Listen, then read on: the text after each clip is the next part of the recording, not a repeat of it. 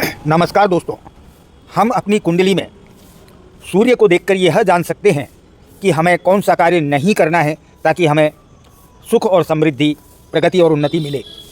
जानिए, अगर हमारी कुंडली में प्रथम भाव में सूर्य है तो हमें अहंकार से बचना है, अपने अहम को शांत रखना है, तभी हम सुखी और शांत तथा संपन्न हो पाएंगे। अगर सूर्य हमारे द्वितीय भाव में है यानी धन भाव में है तो हमें धन के पीछे भागना छोड़ना पड़ेगा, धन के प्रति आसक्ति कम करनी पड़ेगी, छोड़नी पड़ेगी, धन चलाकर अपने पास आएगा।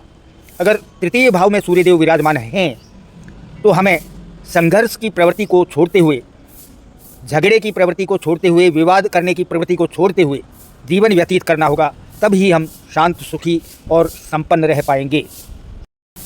अगर हमारे चतुर्थ भाव में सूर्यदेव विराजमान हैं तो हमें सुखों के प्रति आसक्ति छोड़नी पड़ेगी, कम करनी पड़ेगी, तभी हम सुखी और शांत रह पाएंगे।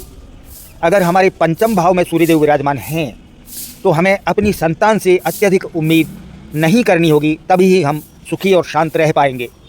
अगर छठे भाव में सूर्यदेव विराजमान हैं तो ऐसे में हमें किसी भी ज़रूरत के लिए कर्ज लेने की आदत को छोड़ना पड़ेगा।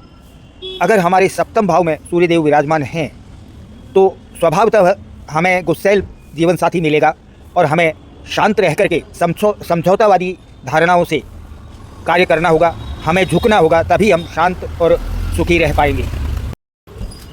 अगर हमारी जन्मपत्री में अष्टम भाव में सूर्यदेव विराजमान हैं तो हमें किसी भी बात को अत्यंत गहराई से गहराई के तल तक ले जाने की प्रवृत्ति को छोड़ना होगा, अन्यथा हम अशांत और दुखी रहेंगे। अगर हमारे नवम भाव में यानी भाग्य भाव में सूर्यदेव विराजमान हैं तो हमें पूर्णतया कर्मवादी होना पड़ेगा और कर्म करते हुए भाग्य पर आसक्ति को छोड़ना होगा, भाग्य पर आधारित रहने की प्रवृत्ति को छोड़ना होगा। कर्म से ही हमारा भाग्य प्रज्वलित होगा।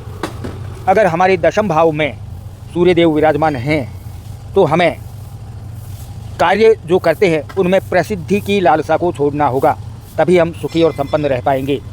अगर हमारे 11वें भाव यानी लाभ भाव में सूर्यदेव विराजमान हैं तो हमें किसी भी कार्य को करते हुए लाभ प्राप्त करने की प्रवृत्ति को छोड़ना होगा। और अगर हमारे 12वें भाव में सूर्यदेव विद्यमान हैं तो हमें अनावश्यक खर्चे करने की प्रवृत्ति को, अपनी प्रतिष्ठा दिखाने के चक्कर में अनावश्यक खर्चे करने की प्रवृत्ति को छोड़ना होगा, तभी हम सुखी और संपन्न हो पाएंगे। धन्यवाद।